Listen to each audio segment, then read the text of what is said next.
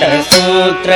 वामन रूप महेश्वर पुत्र दीन विनायक पाद नमस्ते मूषिक वाहन मोदकस्ते चामर कर्ण विलंबित सूत्र वामन रूप महेश्वर पुत्र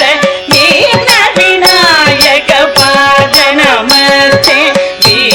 विनायक पाद नमस्ते सरस्वती नमस्तुभ्यं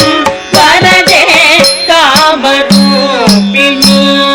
विद्यारम्भं करिष्यामि सिद्धिर्भवतु मे सदा सरस्वती नमस्तुभ्यं वरदे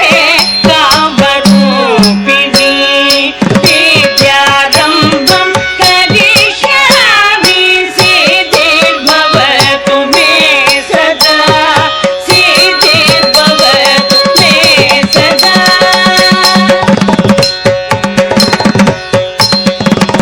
नमस्तेस्तु महामाये श्रीपीठे सुरपूजिते शङ्खचक्र